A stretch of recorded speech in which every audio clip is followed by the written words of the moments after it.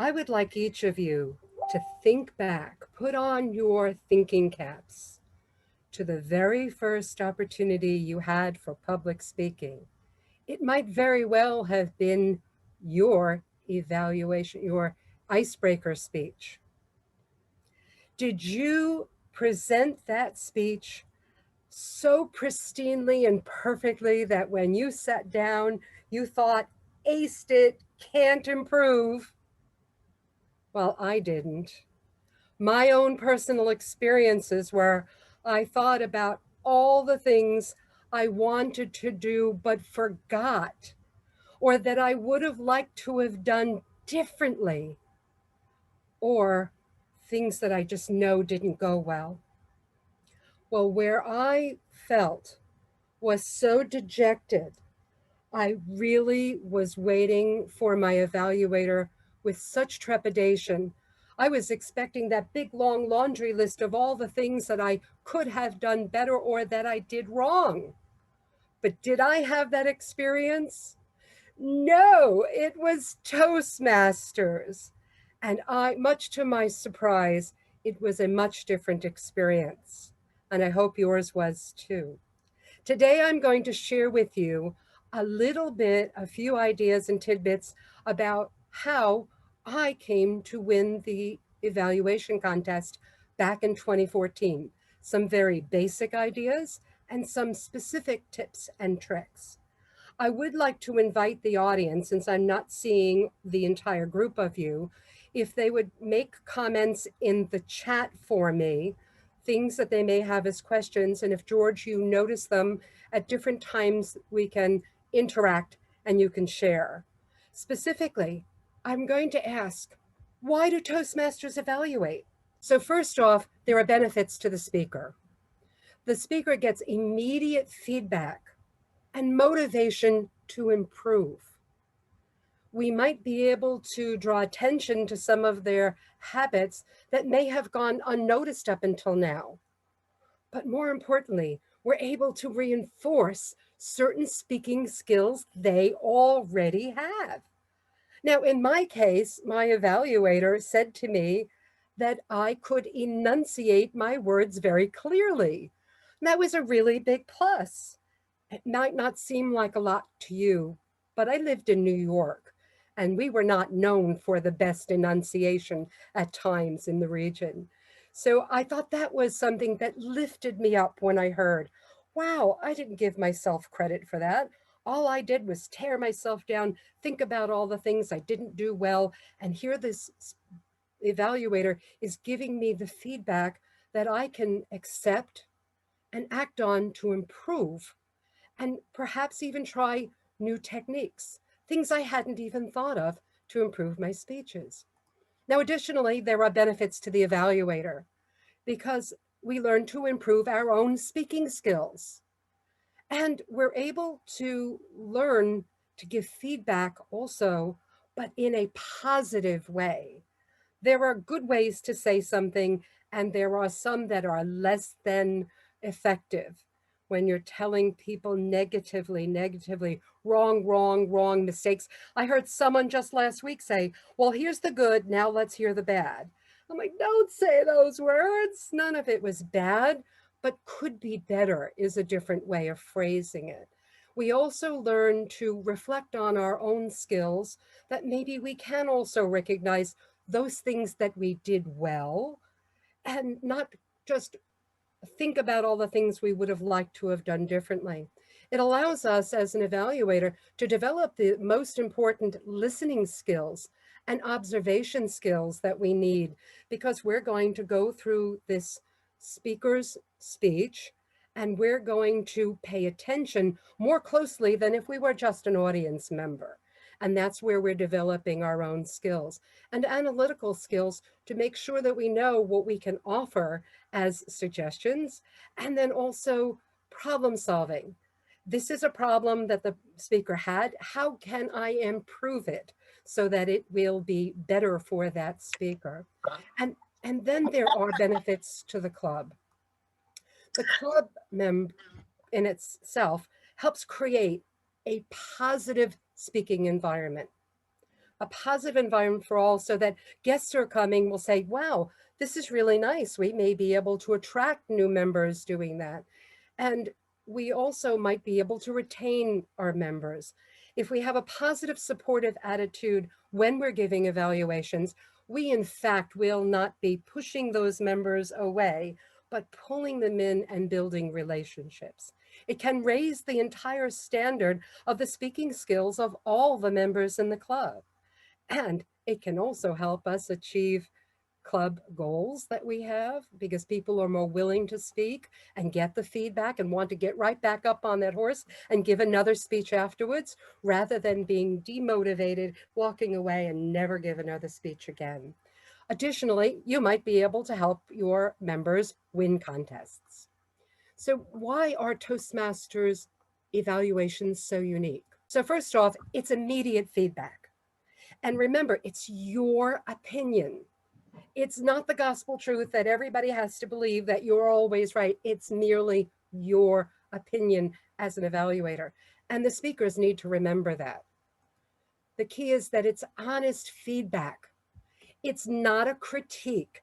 It's not telling someone all the things they did wrong, as in criticism. I really have a problem with the word critique because it reminds me of criticism. Don't do that. It's your honest feedback of what your observations are and your opinion and your feedback. Additionally, it's not that laundry list of all your errors or mistakes. Obviously, you don't want to have that. The speaker oftentimes will be sitting down, as I did, and thinking of all that.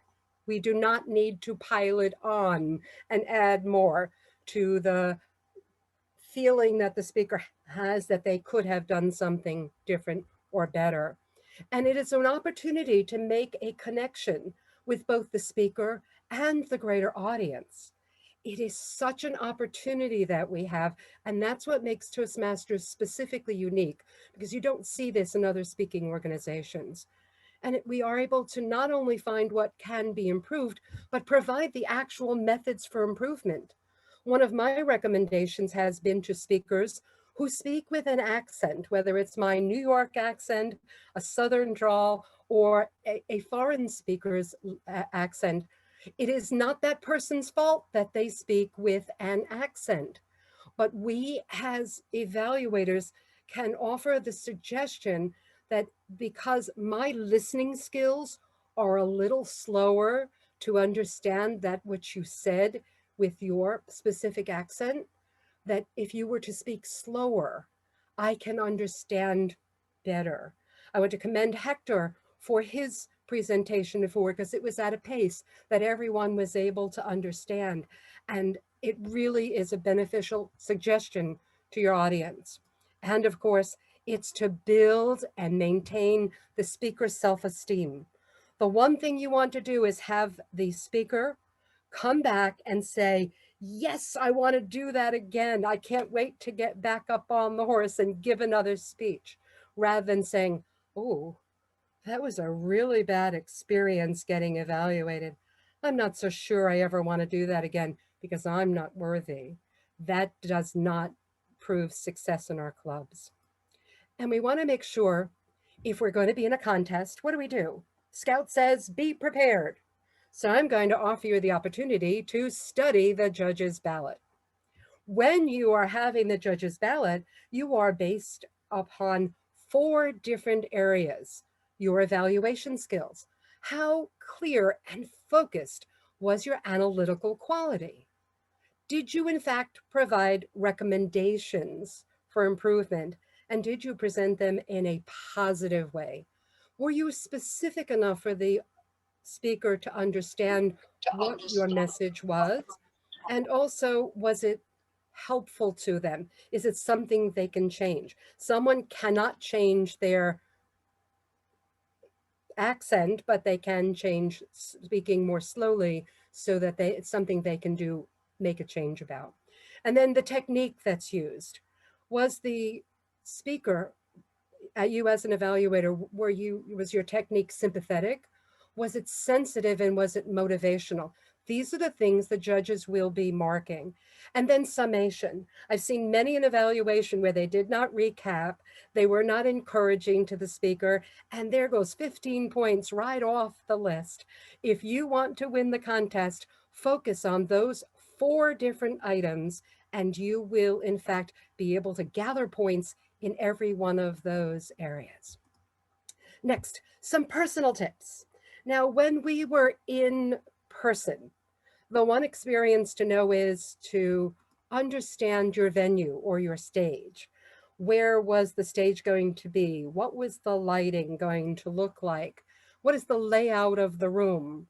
And make sure you understand the audio and lighting. The first time I gave a table topic in a contest, it was up in Jacksonville, and the room was very narrow and very, very long, 4 ballrooms wide. And I know that when I stood there and I looked from one side to the other, I looked like I had the doe in the headlights look, because I'm thinking, oh my gosh, what did I get myself into? And I should have been more prepared with the layout of that room. I obviously didn't place in that case for the table topics, but it gave me better understanding when I did compete for the evaluation contest.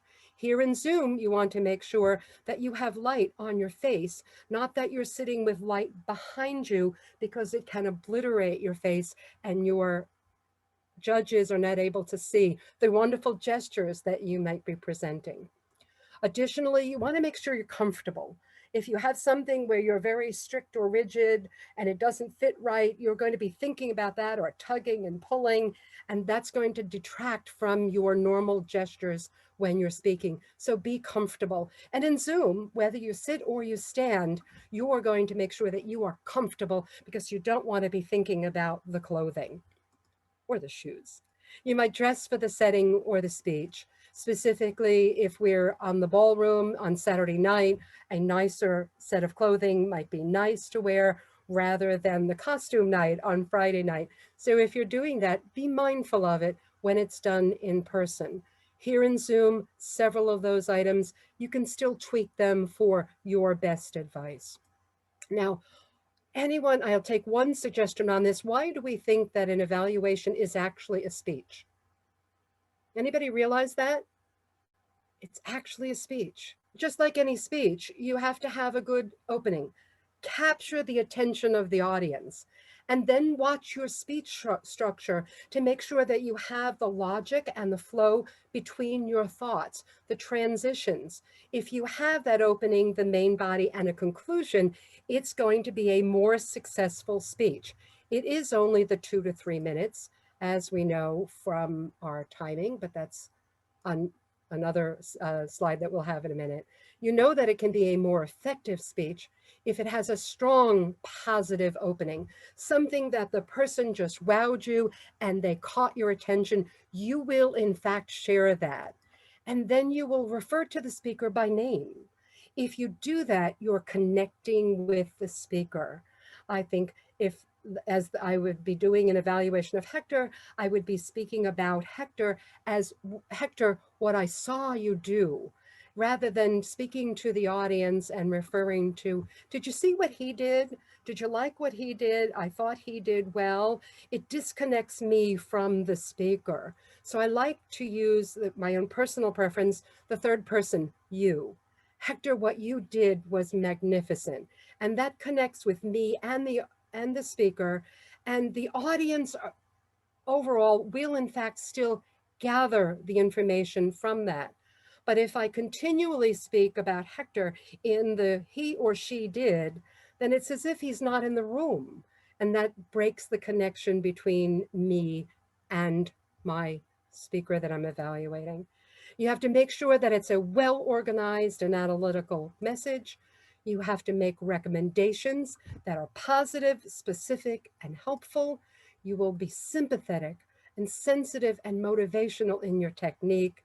And overall, a strong close, summation, encouraging, maybe a memorable hook.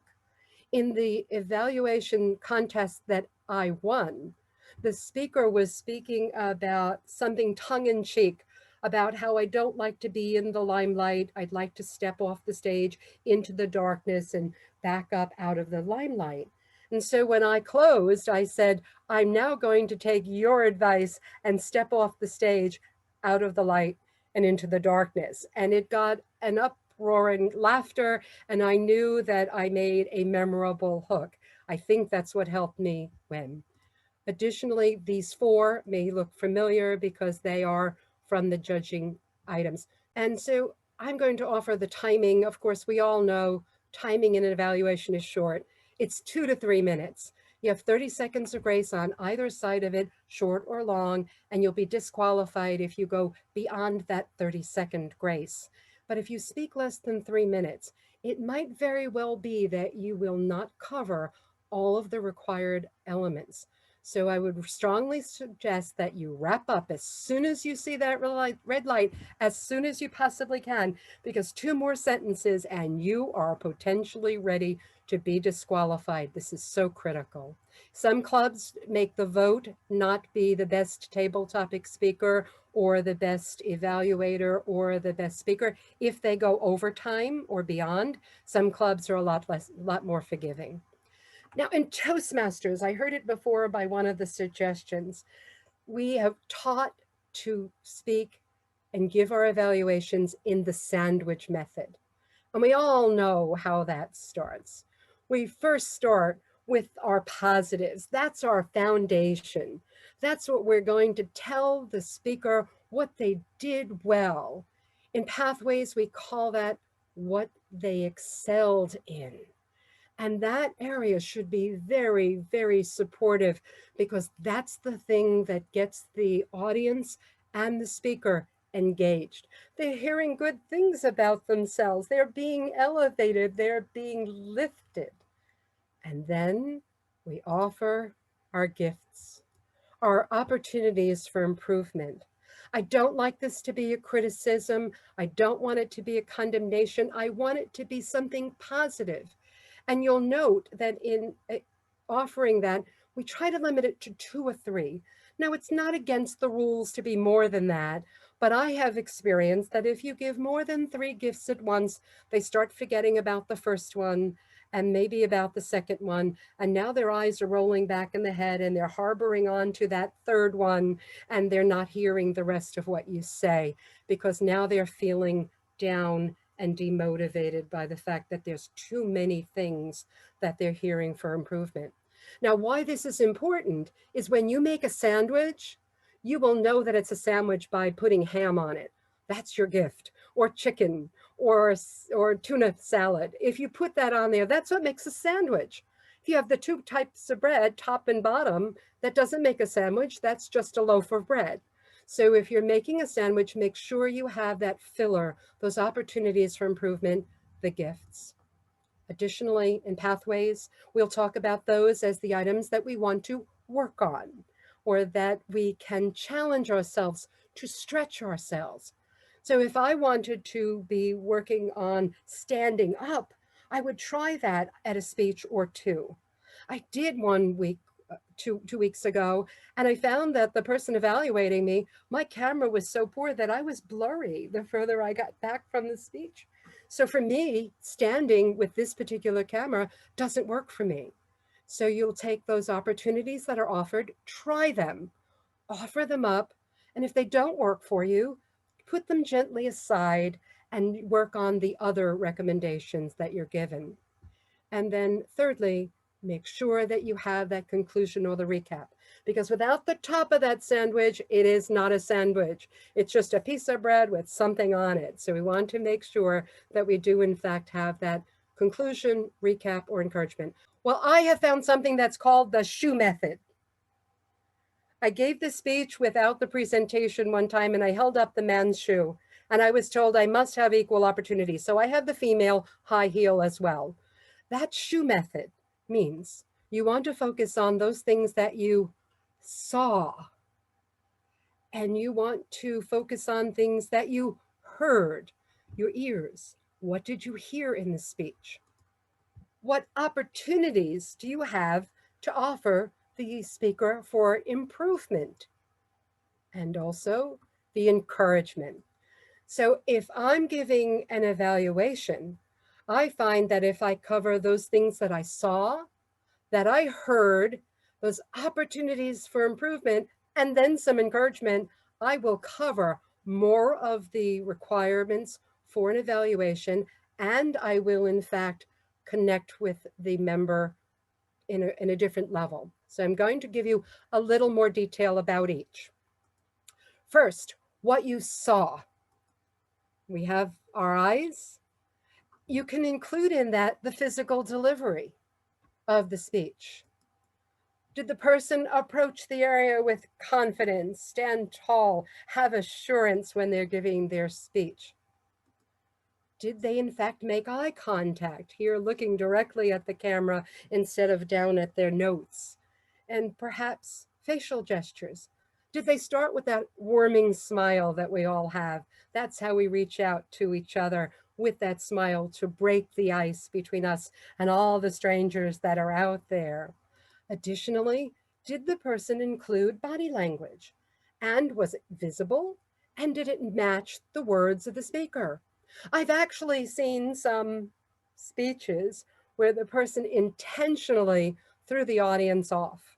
It was like they were out fishing and they got the biggest fish they ever saw, and it kept getting smaller and smaller and smaller. Well, it was a great technique for the humor, but it did make several of us go, wait a minute, what are they talking about? And we might disconnect from what we think we're seeing and what we're actually hearing. And if those two are not in alignment, you could very well lose the next portion of your speech. The people are not able to concentrate on it or think about it. So it's really important that they should match, except for the humorous technique. And then also, if there were visual aids used or props, were they visible to everyone? Were they something really little small, or did they fill the entire screen? Was the font size big enough if it was something with words on it? Making sure everyone in the audience could see it. And then did they have good use of the room? In person, we might call that stagecraft. Start at the beginning of the speech, come to the middle of it, and conclude at the end. If we use the entirety of our space, then we're using it for effect, and that's called stagecraft. Next, what did we hear as an evaluator? The ear and the hearer. The voice. The person could be heard by everyone. Was the volume enough so that we could hear them throughout the entire room? And did they offer some form of vocal variety? And that might include changing the pace when it's really, really dramatic, to get slower, or to be really excited and be able to talk about bubbliness that we're going to be having, so that they know where they are in your story as a speaker. And did they use it for emphasis? You'll note if there's a word specifically you want everyone to be focused on, you might repeat it. Emphasis, and change the tonal sound of that word to make sure the audience knows this is not just a regular word in my monotone spoken, but this is a word I really want you to know as part of my message. Now, additionally, the word choices that the speaker gives, are they vivid? Are they clear? Perhaps even eloquent? There are some speakers that have a wonderful way of phrasing things, and they paint the picture by using these words so wonderfully. And if in fact they are to use pauses, were they effective? Were they just for stalling for time because they forgot where they were? Or was it something you really wanted the audience to grab? Allow time to accept, and then repeat the message. If you use those pauses, they can be super effective. And then perhaps that memorable message at the end, something that you walk away from. I don't think I've ever heard a speech quite as well done as that one, something that you want to walk away with and let the person know that's what they last heard. Or they gave a memorable message. Now you'll see I have a second one for here. And why is that? We have two ears. And this is a portion of Toastmasters where we exercise our effective listening skills in addition to what we saw. So here we are going to have speech development. You can actually talk about whether the speech was organized. Did you recognize that there was an opening, a body, and a conclusion? Did the speaker capture the audience's attention? And was there a logical flow to the story? Not chop, chop, chop, but something that people could follow and really get the message to.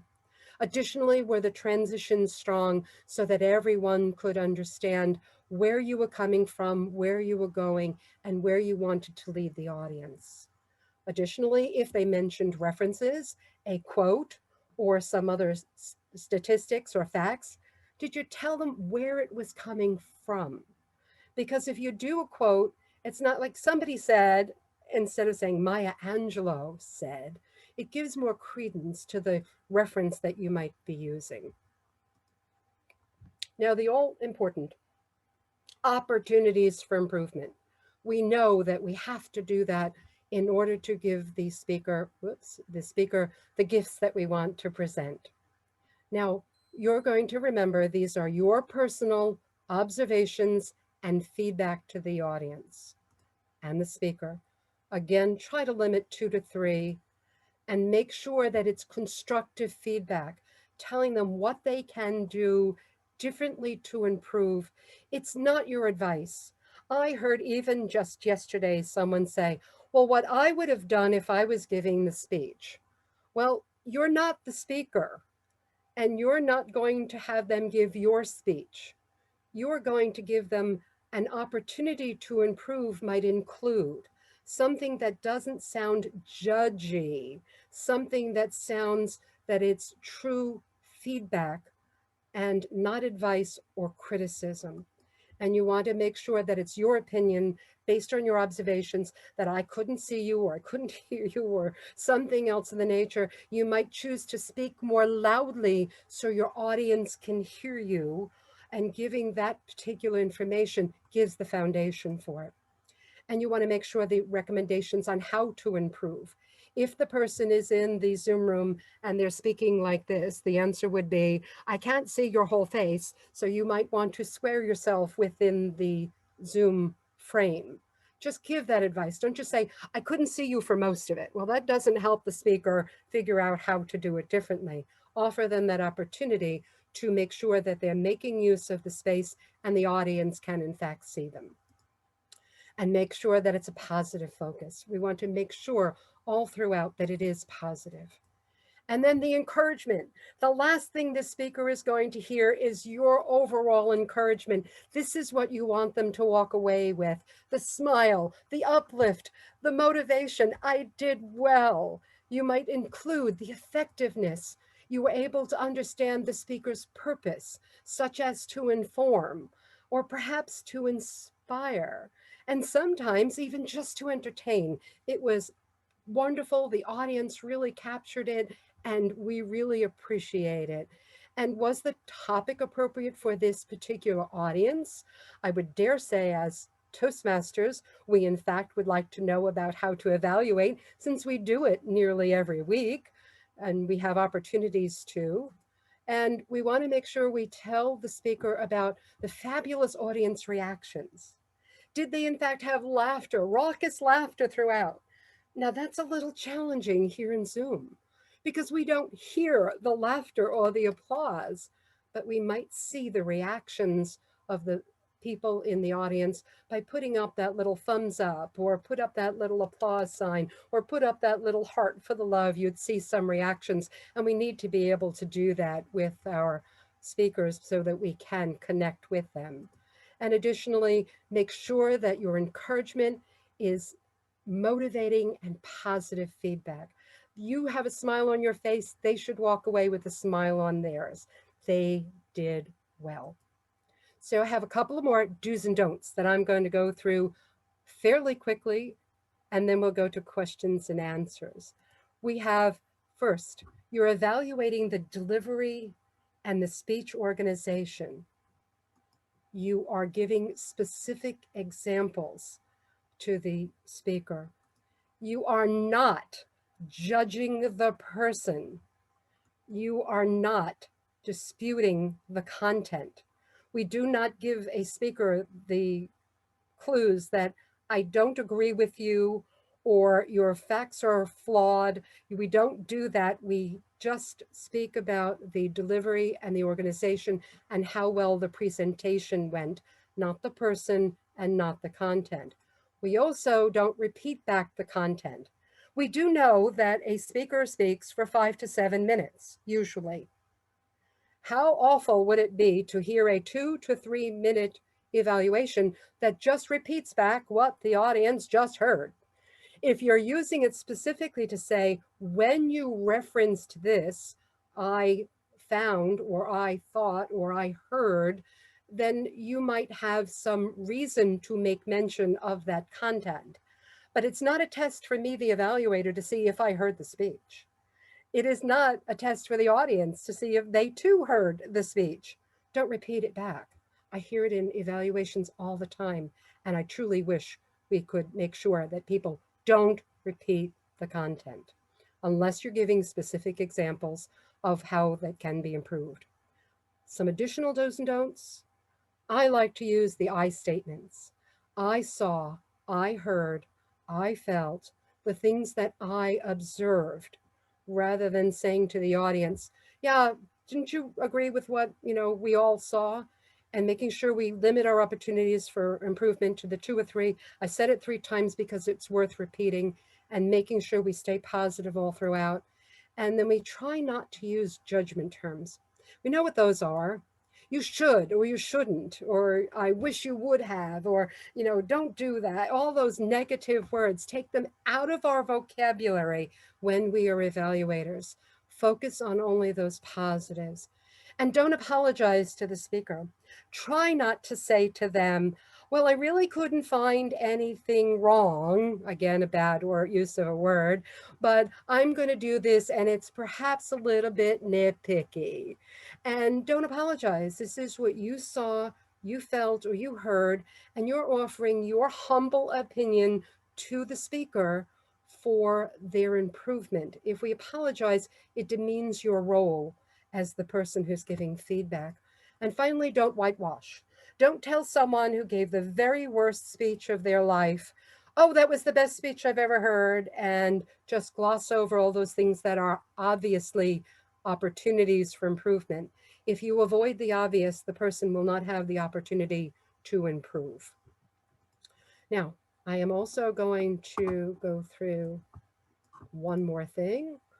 Most important for us is to practice, practice, practice. Just like speaking, just like offering our speeches, practice, practice, practice. Now, we can't really rehearse like we can a regular speech, but we can practice giving evaluations both at our club meeting, volunteer every opportunity that you can. 3 or 4 speeches, they need 3 or 4 evaluators. You should be either speaking or evaluating or doing a role in an office. Or you might visit other clubs, as I have done quite frequently, and offer to be an evaluator. And in our district, we have club ambassador program. So make sure you fill out the forms so you get the credit for it. But oftentimes clubs right now are a bit strained with their attendees, and they're open to have evaluators. And then also enjoy that competition. If you're in a contest at the club level or above, remember, you're in it to win it. Have a great time, enjoy yourself, and make sure that you're doing your very best because you are the gift to that speaker, and do it as frequently as you can because you too can evaluate like a champion. Now, I am offering up some special resources. This will, of course, be posted, so you don't need to copy them or copy the picture. But Toastmasters International is a wealth of resources. The Successful Club Series, Evaluate to Motivate, Leadership Excellence, The Art of Evaluation. They have tips for effective evaluations. And then even in Pathways, the Level 1 Evaluation and Feedback has a wonderful video that you can observe and see where things are good evaluations and where they have opportunities to improve. And I am a resource for you as well. If you'd like, I have my email and my cell phone number there for texts.